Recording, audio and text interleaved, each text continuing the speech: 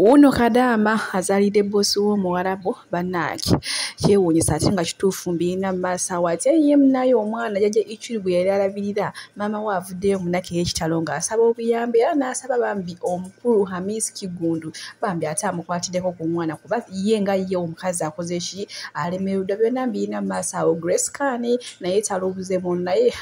atabuse kasita bamubuuziza ku nsonga z'omwana byonna mbirina maaso awo tamala emirundi Junior naye talubuzeemu naye nga mugamba mutya mwasiibye mutya ansubire muli bulungi bamiga enkola yaffe basaaviire eno mugimpeere ka like ani nsaba mukwano gwe wenna atanala kusubscribinga wano ku Subiya News Extra nti mukwano subscribinga era ongende mu notification bell oleme kusubanga buli kimu kyonna kyemba nteekayo nenyongera okusabirawo bonna ate abakosefukosefu nti ekisa kya Mukama kibatokeka tekisobola okuba nga kibawonya bwentyo nkutandise ne mwana muwala Grace Kani otumanyi bulungi nnyo nti baali balina okusika omuguwa wakati we ne jjajja Ichuli ne munnange eky'omukisa obulungi atuuba avuddeyo n'agamba nti jjajja Ichuli we yagenda okufiira nga yakola ki nga yamusonyiwa ddaka gyali ne bamubuuza ku nsonga z'omwana banaye kanguseereko ka vidiyo atulabe Grace Kani wavudde mu mbeera. Lwaki omwana tomujja mu kamera Grace olowooza si bwe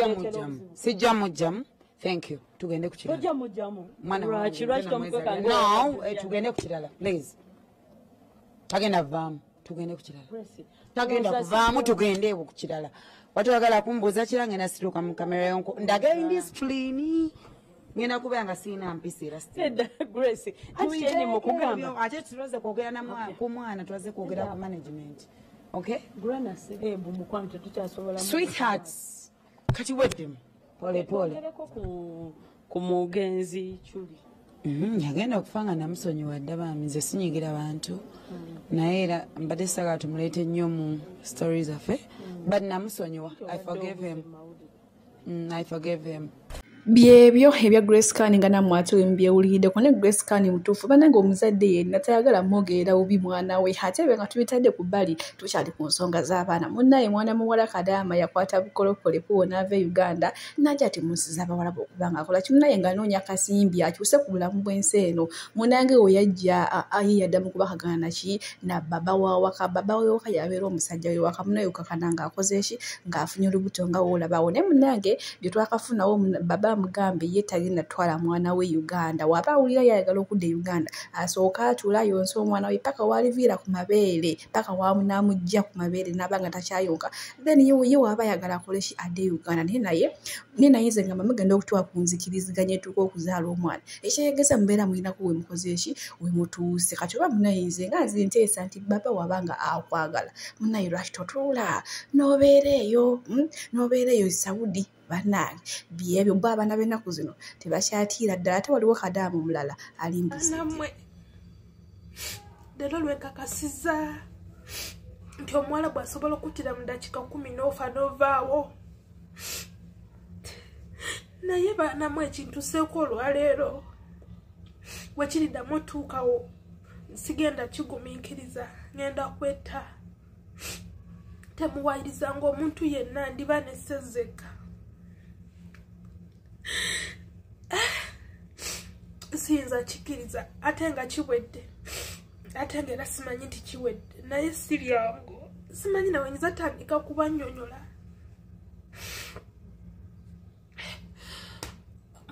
mpulira nga yagala n'ogwa eddalu kuba mpulira sibitegeera ge mazima ekituseewo leero bwe kiriddamu okuntuukako kuba ndabika kakyanzija mwene ennyumba leero lwekisusse ngenda kwettira muno temukomplaininga ku office temutawanyanga omuntu yenna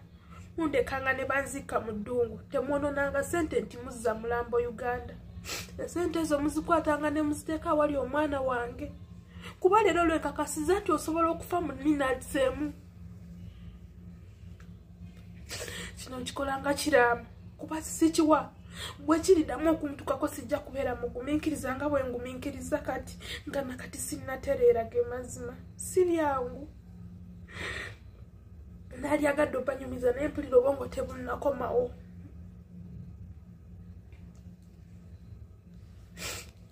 naye nga si byangu temukomplaininganga waliba tewali anzise ndiba nesenzeka kuba sigenda kugumiikiriza mulundi gwakubiri bampulira ntende walido ng'emazima ekituufu abaana abamu bettabuka ku kyendabira era abaana abasinga bettabuka simanyi bwenyinza kinyonyola kuba ndabika sikyabijjukira katonda eka yalabye ekibaddewo ng'emazima nange kennyini sijjukira nti nkyabijjukira naye nga si byangu omanyi kati oba mpulira kirabika ngenda nagwe eddalu kuba simanyi mpulira nebyokwogera bimbuze ng'emazima naye ng'amazima ekituusewo leero simanyi wengenda kinyonyola naye bwe kiriddamu okuntuukako Nadia ngenda kwettira mu nnyumba y'omuwalabu temutawanyanga ssente kwonoona ssente kuza mulambo waka mundekanga mudungu sijja kululuma ssente muziwanga wali omwana wange ne zibayambako mu maaso eyo naye nga si byangu ennaku z'omwezi ziri 22 omwezi gwa kutaano essaawa ziri 3 ez'ekiro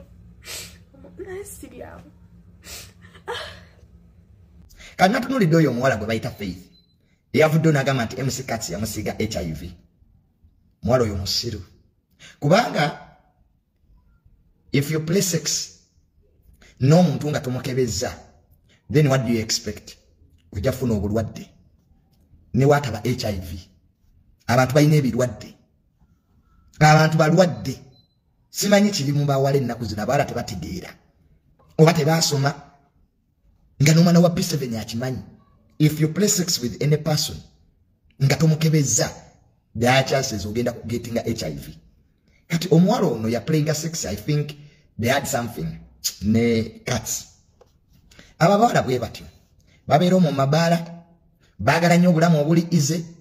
bwe bamala okufuna siriimu nga bajja batandika okwasamira ensi tibandange mundaba bansiize siriimu if you live your life irresponsibly obulamu bwo kasita obanga obutambuza mu ngeri etali ya responsible ebyo byofunamu oyo mwana si bwe basososiiga siriimu bangi bakyabasiiga ate era bangi mukyafuna siriimu kubanga obulamu bwe mulivinga bwa kisiru nze mbalaba nnyo mu mabaala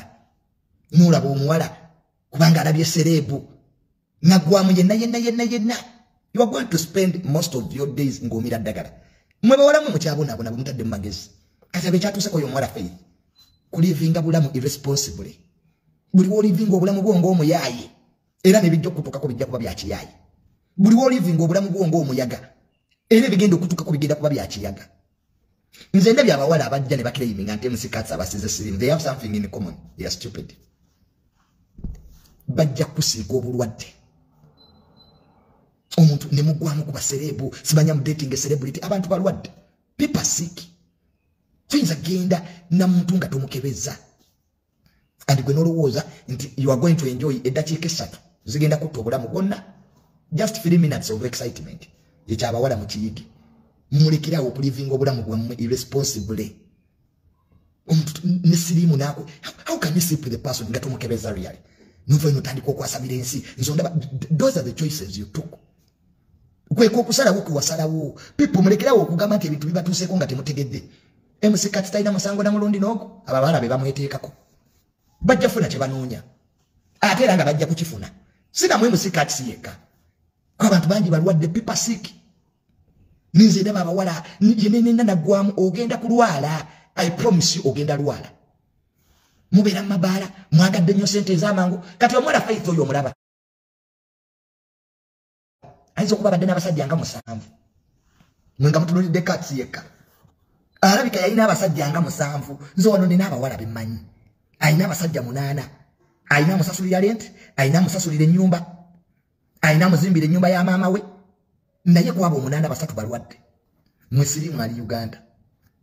nze nali neighbor we MC Katsi ekyanja because ono mukyala wange Tasha ex wange we yali abeera ba MC Katsi olabeeranga naye ng'olaba obuwala obusiru bambiga bobulaba buli mubaserebu simanya bawala mmwe mugende mukole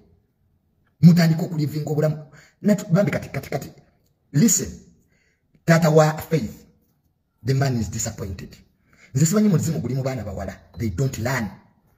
kati MC Katsi ayina laavu gwoba omutunuulidde ye kennyini yeekyawadda Katsi yeekyawa talina mukwano naye sebo osanga abawala abasiru mbwa mudating MC Katsi era nze you see me tebyagala kola mugenda kulwala siriimu ekyo kyo kibabulira ensi ndwadde gwe kola ebintu bisatu oba yagala kulwala siriimu webake n'omuntu mu Uganda nga tomukebeza nze abala bajja wane wange nga tebagala kwekebeza Junior, I fear me. I don't want those equipments. They don't even work. Kumbe mulwadde nze nakatesting abawala basatu nga they are sick. Neti abtibagala kwekebeza abo bolaba. So MC Kati munenya wabwerere ebyo ebiwala byagala sente. Bibero mu mabala bikula basajja. Gwe kula abasajja. Sirimu ajja